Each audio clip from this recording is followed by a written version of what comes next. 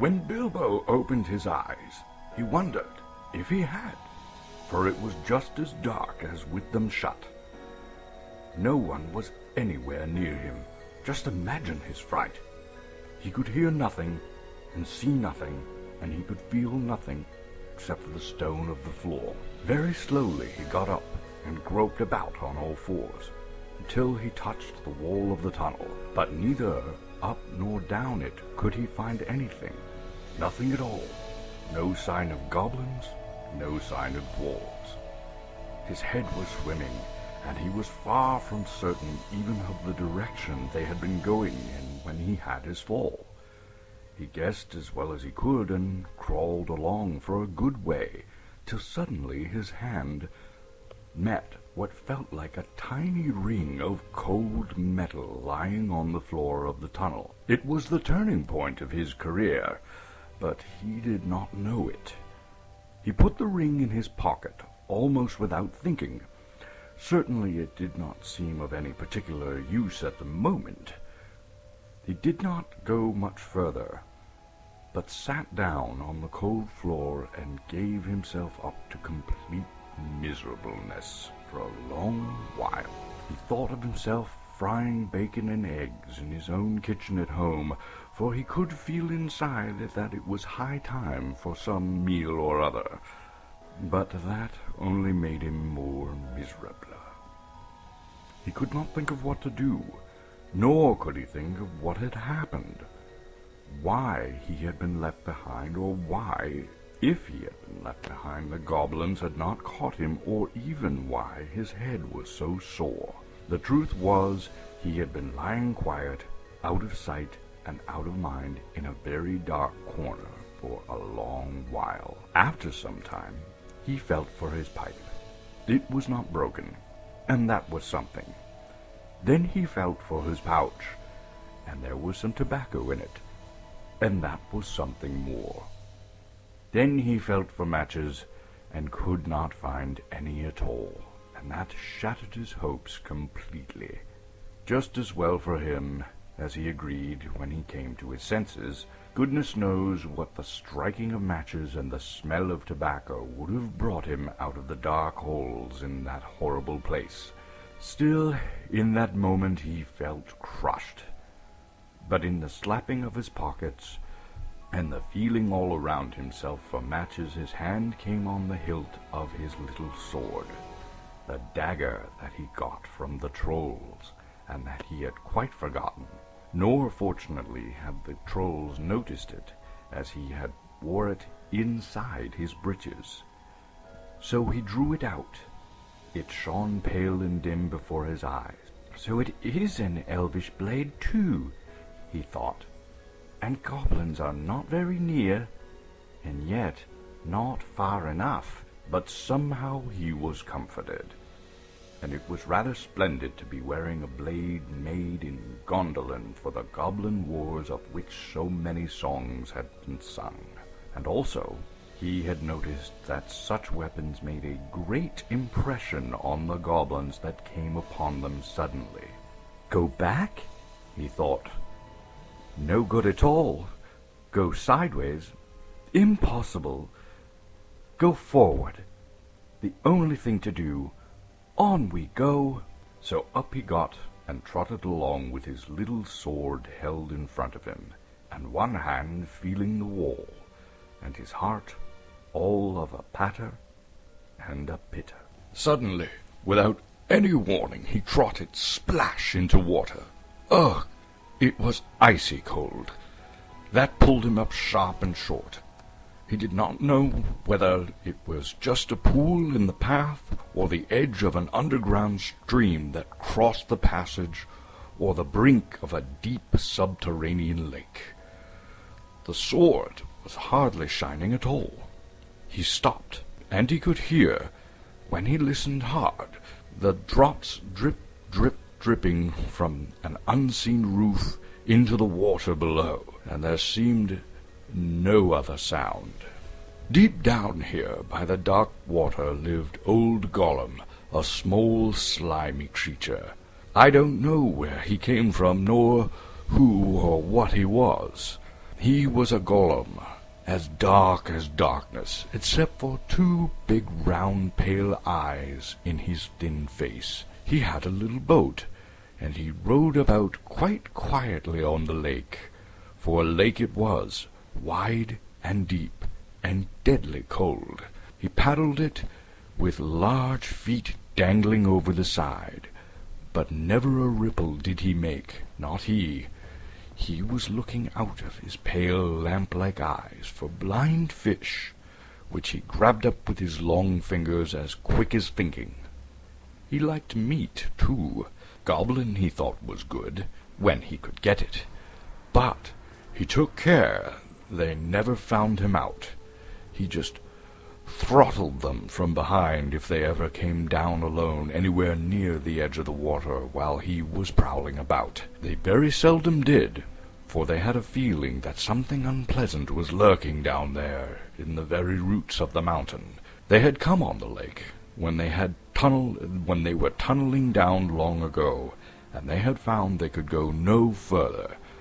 So their road ended in that direction, and there was no reason to go that way, unless the great goblin sent. Sometimes he took a fancy for fish from the lake, and sometimes neither goblin nor fish came back. Actually, Gollum lived on a slimy island of rock in the middle of the lake. He was watching Bilbo now from the distance with his pale eyes like telescopes. Bilbo could not see him, but he was wondering a lot about Bilbo, for he could see that he was no goblin at all. Gollum got into his boat and shot off from the island while Bilbo was sitting on the brink, altogether flummoxed and at the end of his way and his wits. Suddenly, up came Gollum and whispered and hissed. "Blazes and splashes, my precious! I guess it's a choice feast. At least a tasty morsel he can make us all." And when he said Gollum, it was a terrible, horrible swallowing noise in his throat. That is how he got his name, though he always called himself my precious. The Hobbit jumped nearly out of his skin when the hiss came in his ears, and he suddenly saw the pale eyes sticking out at him. "Who are you?" he said, thrusting his dagger in front of him. "What is he, my precious?" whispered Gollum, who always spoke to himself, through never having anyone else to speak to. This is what he had come to find out, for he was not really very hungry at the moment, only curious. Otherwise, he would have grabbed first and whispered afterwards. "I am Mr. Bilbo Baggins. I have lost the dwarves, and I have lost the wizard, and I don't know where I am, and I don't want to know, if only I can get away." "What has he got in his hands?" Gollum said, looking at the sword, which he did not quite like. "A sword, a blade which came out of Gondolin," said Gollum, and became quite polite. "Perhaps he sits here and chats with it, itsy bitsy, my precious. It like riddles? Perhaps it does it?" He was anxious to appear friendly, at any rate for the moment, until he found out more about the sword and the Hobbit, whether he was quite alone really, whether he was good to eat, and whether Gollum was really hungry. Riddles were the only game he could think of. Asking them, and sometimes guessing them, had been the only game he had ever played with other funny creatures sitting in their holes in the long, long ago, before he lost all of his friends, and was driven away alone, and crept down, down, into the dark under the mountains. "Very well," said Bilbo, who was anxious to agree until he found out more about the creature, whether he was quite alone, whether he was fierce or hungry, and whether he was a friend of the goblins. "You ask first," because he had not the time to think of a riddle. So Gollum hissed, "What has roots, as nobody sees, is taller than the trees. Up, up it goes, and yet it never grows. Easy, said Bilbo. Mountain, I suppose. Doesn't that easy? It must have a competition with us, my precious. If Precious asks and it doesn't answer, we eat it, my precious. If it answers and we doesn't answer, then we does what it wants, eh? We shows it the way out, yes? All right, said Bilbo, not daring to disagree, and nearly bursting his brain to think of riddles that could save him from being eaten. 30 white horses on a red hill, first they champ, then they stamp, then they stand still. That was all he could think of to ask. The idea of eating was rather on his mind, and it was a rather old one too, and Gollum knew the answer as well as you do. Chestnuts, chestnuts, teeth, my precious. But we has only thick. Then he asked his second. Voiceless it cries, wingless flutters, toothless bites, mouthless mutters. Half a moment, cried Bilbo, who was still thinking uncomfortably about eating. Fortunately, he had once heard something rather like this before, and was getting his wits back as he thought of the answer. Wind! Wind, of course, he said, and he was so pleased that he made up one on the spot. This'll puzzle that nasty little underground creature, he thought. An eye in a blue face saw an eye in a green face. That eye is like to this eye, said the first eye, but in a low place, not in a high place. Said Gollum. He had been underground a long time, and was forgetting this sort of thing. But just as Bilbo was beginning to hope that the wretch would not be able to answer, Gollum brought up his memories of ages and ages before, where he lived with his grandmother in a hole in the bank of the river. My precious, he said. Sun on daisies means it does. But these ordinary above-ground, everyday sort of riddles were tiring him. Also, they reminded him of days when he had been less lonely and sneaky and nasty, and put him out of temper. What is more, they made him hungry. So this time he tried something a bit more difficult and a bit more unpleasant. It cannot be seen, cannot be felt, cannot be heard, cannot be smelt. It lies beneath the stars and under hills, and empty holes it fills. It comes first and follows after, ends life, kills laughter.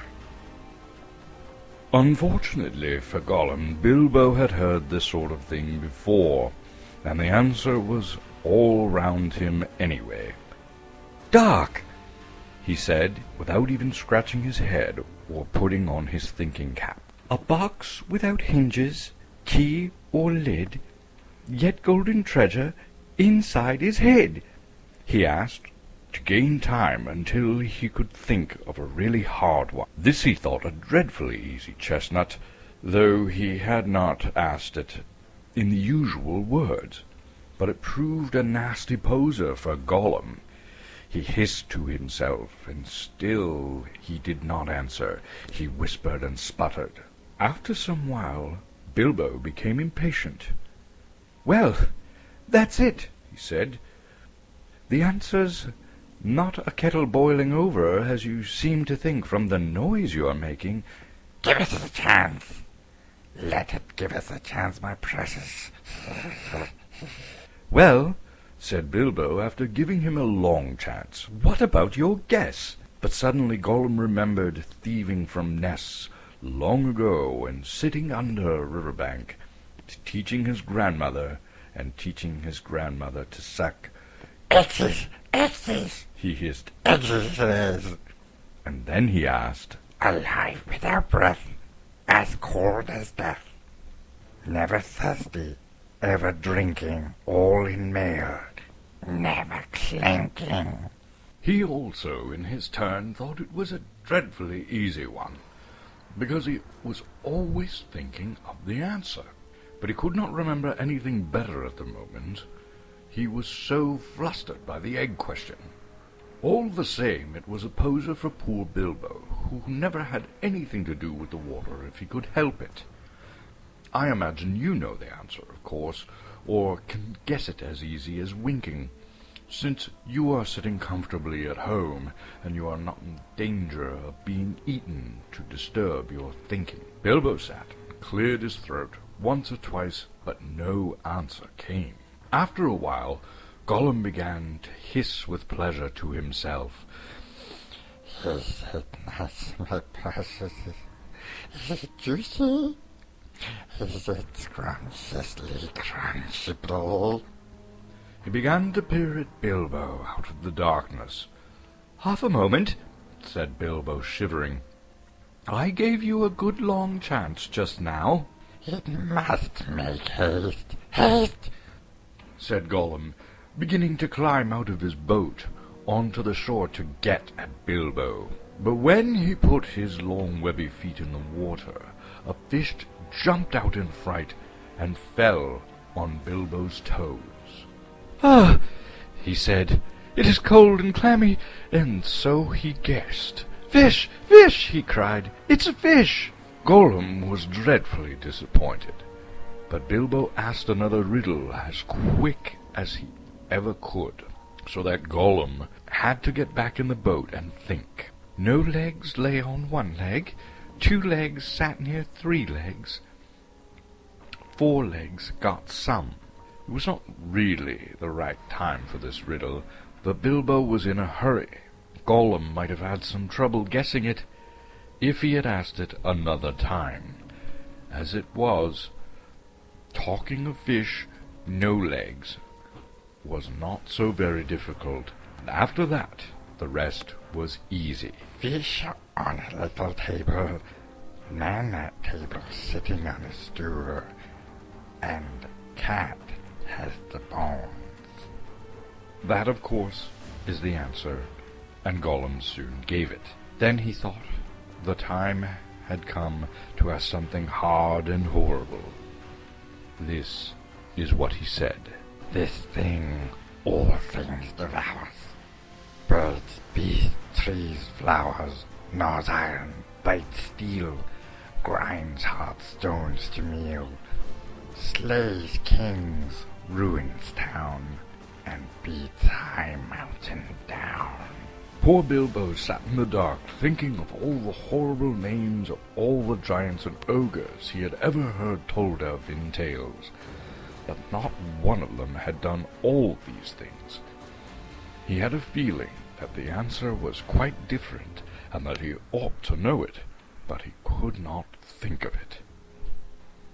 He began to get frightened, and that is bad for thinking. Gollum began to get out of his boat.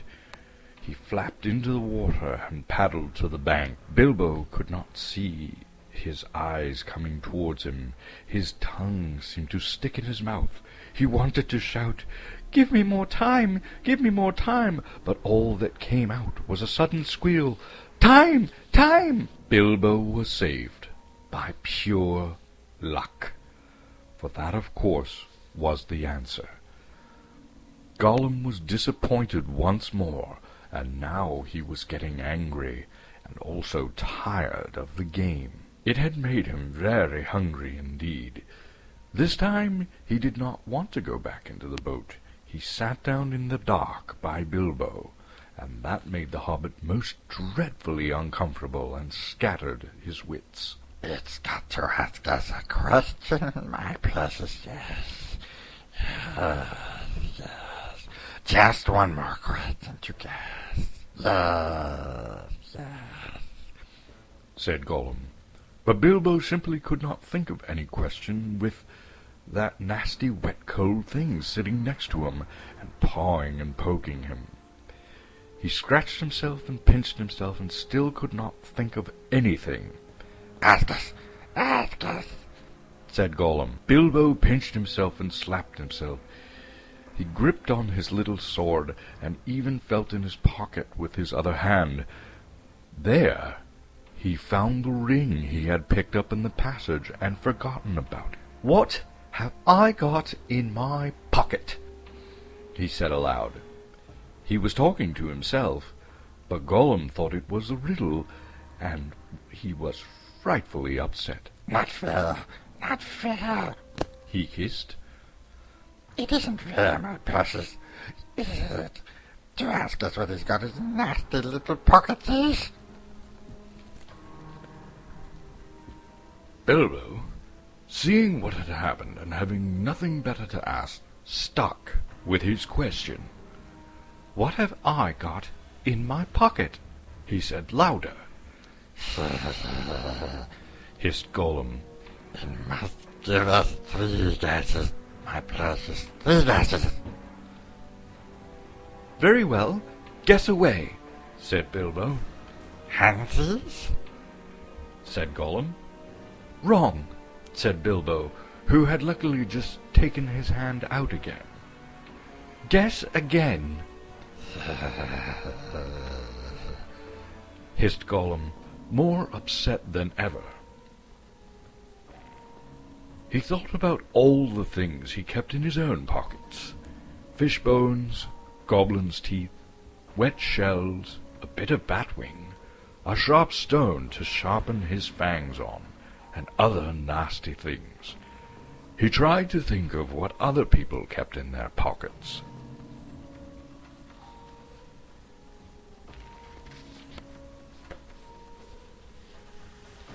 "Knife?"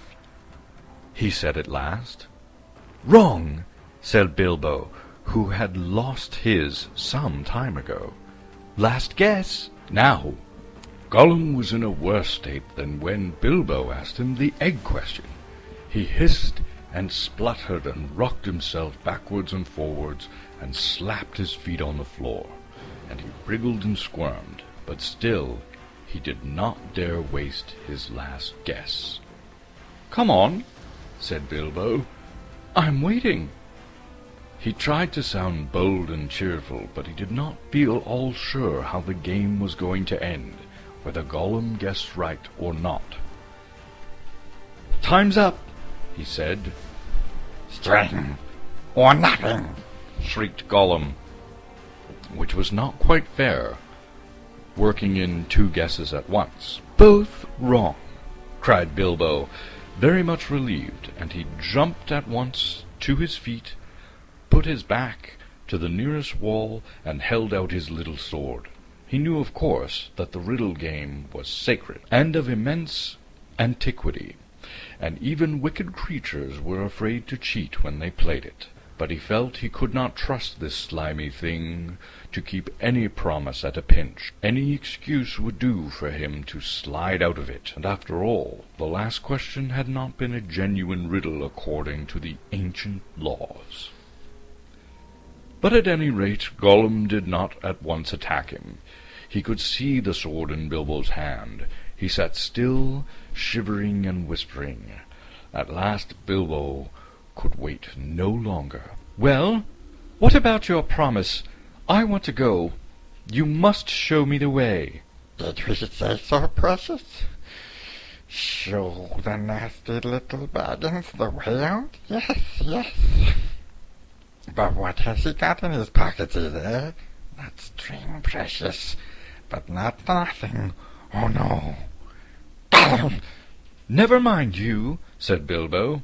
"A promise is a promise." "Cross it is, impatient, precious, but it must wait. Yes, it must wait.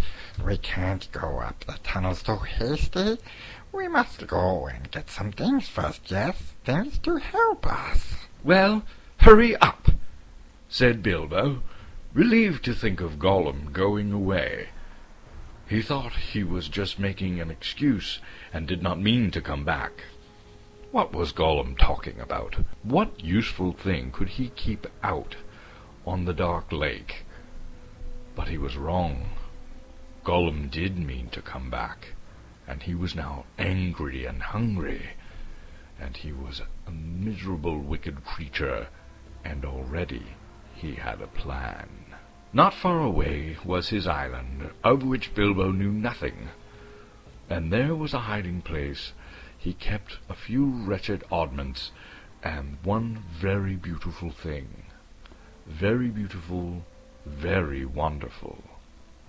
He had a ring, a golden ring, a precious ring. My birthday present! He whispered to himself, as he had often done in the endless dark days. That's what we want now. Yes, we want it. He wanted it because it was a ring of power. And if you slipped it on your finger, you were invisible. Only in the full sunlight could you be seen, and then only by your shadow. And that would be shaky and faint. My birthday present. It came to me my birthday, my precious. So he had always said to himself. But who knows how Gollum came by that present ages ago in the old days when such rings were still at large in the world. Perhaps even the master who ruled them could not have said. Gollum used to wear it at first, till it tired him, and then he kept it in a pouch next to his skin, till it galled him, and now usually he hid it in a hole in the rock on his island, and was always going back to look at it. And still sometimes he put it on, when he could not bear to be parted from it any longer, and when he was very, very hungry and tired of fish. Then he would creep along dark passages, looking for stray goblins. He might even venture into places where the torches were lit, and made his eyes blink and smart, for he would be safe. Oh yes, quite safe. No one would see him, and no one would notice him, till he had his fingers on their throat. Only a few hours ago he had worn it, and caught a small goblin imp. How it squeaked! He still had a bone or two left to gnaw, but he wanted something softer. Quite safe, yes. He whispered to himself. It won't see us, will it, my precious? No, it won't see us. And its nasty little sword will be useless. Yes, quite. That was what was in its wicked little mind as he slipped suddenly from Bilbo's side and flapped back to his boat and went off into the dark. Bilbo thought he had heard the last of him and still waited for a while, for he had no idea how he would find his way home. Suddenly he heard a screech. It sent a shiver down his back. Gollum was cursing and wailing in the gloom, not very far off by the sound of it. He was on his island, scrambling here and there, searching and searching in vain. Where is it? Where is it? Bilbo heard him crying. Lost is it? Lost, my precious, lost, lost. Curses and crashes, my precious is lost. What is it? Bilbo called. What have you lost? It mustn't ask us, shrieked Gollum. Not its business. No, Gollum, Gollum, it's lost. Gollum, Gollum, Gollum. Well, so am I, cried Bilbo, and I want to get unlost, and I won the game and you promised. So come along, come and let me out. Then you go on with your looking. Utterly miserable as Gollum sounded, Bilbo could not find much pity in his heart, and he had a feeling that anything Gollum wanted so much could hardly be something good. Come along, he shouted. No, not yet, precious, Gollum answered. We must search for it. It's lost, Gollum. But you never guessed my last question, and you promised. Never guessed, said Gollum. Then suddenly out of the gloom came a sharp hiss. What has it got in his pockets? Tell us that. It must tell first. As far as Bilbo knew, there was no particular reason why he should not tell. Gollum's mind had jumped to guess quicker than his, naturally, for Gollum had brooded for ages on this one thing, and he was always afraid of it being stolen. But Bilbo was annoyed at the delay. After all, he had won the game pretty fairly, at a horrible risk. Answers were to be guessed, not given, he said. It wasn't a fair question, said Gollum. Not a riddle, precious, no. Oh, well, if it's a matter of ordinary questions, Bilbo replied, then I ask one first. What have you lost? Tell me that. What has it got in his pockets? Came hissing louder and sharper as he looked towards it. To his alarm, Bilbo now saw two small points of light peering at him. As suspicion grew in Gollum's mind, the light in his eyes burned with a pale flame. What have you lost? Bilbo persisted, but now the light in Gollum's eyes had become a green fire, and it was coming swiftly nearer. Gollum was in his boat again, paddling wildly back to the dark shore, and such a rage of loss and suspicion was in his heart that no sword had any more terror for him. Bilbo could not guess what had maddened the wretched creature, but he saw that all was up, and that Gollum meant to murder him at any rate. Just in time he turned and ran blindly back up the dark passage down which he had come, keeping close to the wall and feeling it with his left hand. What has he got in his pockets? He heard the hiss loud behind him, and the splash as Gollum leapt from the boat. What have I wonder? He said to himself as he padded, stumbling along. He put his left hand in his pocket. The ring felt very cold as it quietly slipped on his groping forefinger. The hiss was close behind him. He turned now and saw Gollum's eyes like small green lamps coming up the slope. Terrified, he tried to run faster, but suddenly he stuck his toes in a snag in the floor and fell flat with his little sword under him. In a moment, Gollum was on him, and before Bilbo could do anything, recover his breath, pick himself up, or wave his sword, Gollum passed by, taking no notice of him, cursing and whispering as he ran. What could it mean? Gollum could see in the dark. Bilbo could see the light in his eyes, palely shining even from behind. Painfully, he got up and sheathed his sword, which now was glowing faintly again. Then, very cautiously, he followed. There seemed nothing else to do. It was no good crawling back down to Gollum's water. Perhaps if he followed him, Gollum might lead him to some way of escape without meaning to. Curse it! Curse it! Hissed Gollum. Curse the Baggins, it's gone. What has it got in his pockets is... Oh, we must guess. We guess. My precious. He's found it. Yes, he must have. My birthday present. Bilbo pricked up his ears. He was at last beginning to guess himself. He hurried a little, getting close as he dared to behind Gollum, who was still going quickly, not looking back, but turning his head from side to side as Bilbo could see from the faint glimmer on the walls. My birthday present. Curse it! How did we lose it, my precious? Yes, that's it. When we came this way last, when we twisted that nasty young squeaker, that's it. Curse it! It slipped from us after all these ages and ages. It's gone! Gone! Suddenly Gollum sat down and began to weep, a whistling and gurgling sound horrible to listen to. Bilbo halted and flattened himself against the tunnel wall. After a while, Gollum stopped weeping and began to talk. He seemed to be having an argument with himself. It's no good going back there to search. No. We doesn't remember all the places we visited. It's no use. The Baggins has got it in his pocket. The nasty noser has found it, we says. We guesses, precious. We only guesses. We can't know till we find nasty creature and squeezes it. But it doesn't know what the present can do, does it?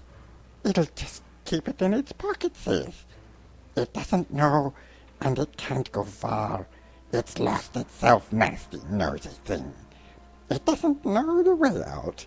It said so. It said so, yes, but it's tricksy. It doesn't say what it means. It won't say what it's got in its pockets. It knows. It knows the way in.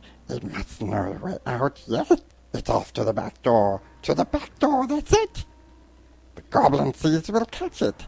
It can't get out that way, precious. Goblin thieves, yes. But if it's got the present, our precious present, then the goblin thieves will get it, Gollum. They'll find it. They'll find out what it does. We shan't ever be safe again, never. Gollum, one of the goblin thieves will put it on, and then no one will see him. He'll be there, but not be seen. Not even our clever eyes will notice him, and he'll come creaky and tricksy and catch us. Gollum, Gollum. Then let's stop talking, precious, and make haste. If the Baggins has gone that way, then we must go quick and see. Go. Not far. Make haste. With a spring, Gollum got up and started shambling off at a great pace. Bilbo hurried after him, still cautiously, though his chief fear now was of tripping onto another snag and falling with a noise. His head was in a whirl of hope and wonder. It seemed that the ring he had was a magic ring. It made you invisible.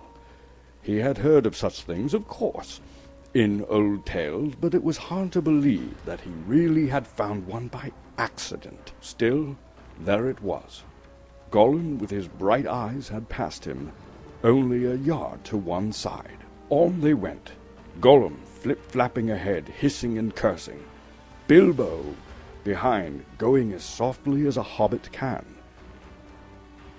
Soon they came to places where, as Bilbo had noticed on the way down, side passages opened, this way and that. Gollum began at once to count them. 1 left, yes. 1 right, yes. 2 right, yes, yes. 2 left, yes, yes. And so on and on. As the count grew, he slowed down and he began to get shaky and weepy, for he was leaving the water further and further behind, and he was getting afraid. Goblins must be about, and he had lost his ring. At last he stopped by a low opening on their left as they went up. 7 right, yes. 6 left, yes. He whispered. This is it. This is the way to the back door, yes.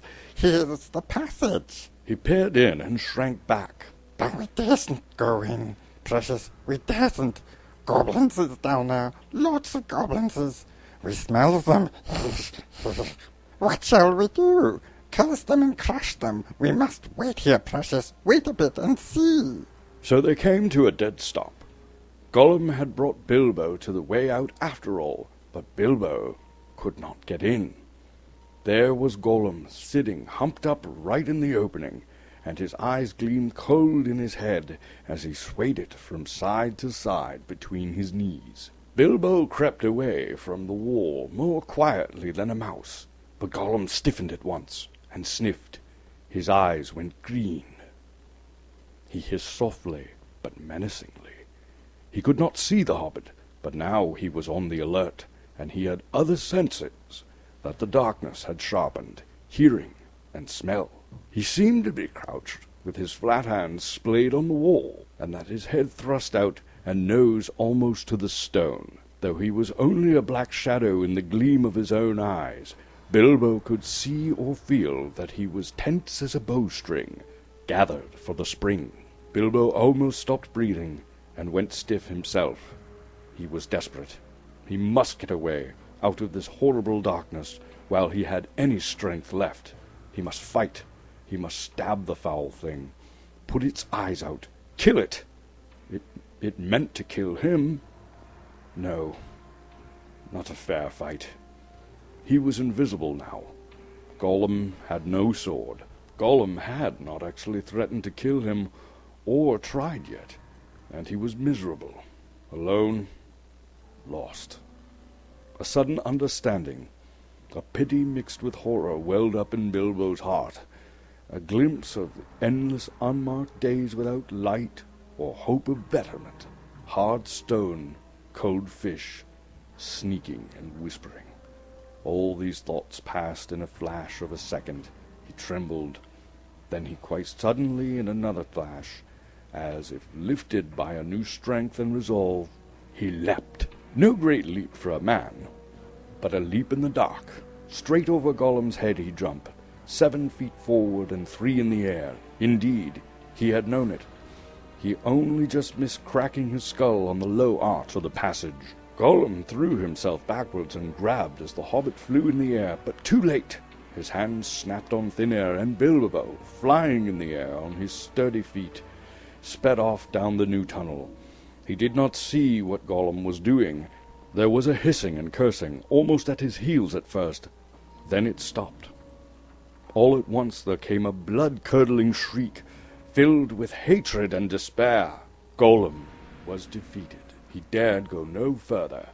He had lost his prey, and lost, too, the only thing he had ever cared for, his precious.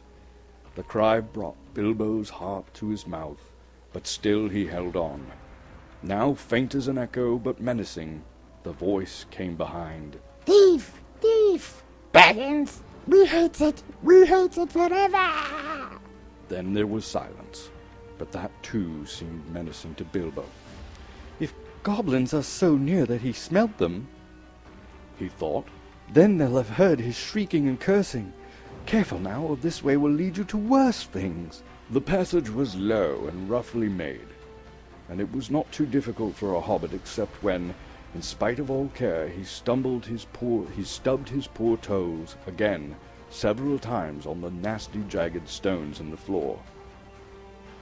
A bit low for goblins, at least for the big ones, Thought Bilbo. Not that even the big ones, the orcs of the mountains, go along at great speed, stooping low with their hands almost to the ground. Soon the passage that had been sloping down began to go up again, and after a while it climbed steeply. That slowed Bilbo down, but at last the slope stopped, and the passage turned a corner and dipped down again, and there at the bottom of a short incline he saw, filtering around another corner, a glimpse of light. Not red light, as of a fire or a lantern, but the pale out-of-doors sort of light. Then Bilbo began to run. Scuttling as fast as his legs would carry him, he turned the last corner and came suddenly right into an open space, where the light, after all that time in the dark, seemed dazzlingly bright. Really, it was only a leak of sunshine in through the doorway, where a great door, a stone door, was left standing open. Bilbo blinked, and suddenly he saw the goblins. Goblins in full armor with drawn swords, sitting just inside the door, and watching with wide eyes, and watching the passage that led to it. They were aroused, alert, and ready for anything. They saw him sooner than he saw them. Yes, they saw him, whether it was an accident or a last trick of the ring before it took a new master. It was not on his finger. With yells of delight the goblins rushed upon him. A pang of fear and loss, like an echo of Gollum's miseries, smote Bilbo. Forgetting even to draw his sword, he stuck his hands in his pockets, and there was the ring still in his left pocket, and it slipped on his finger.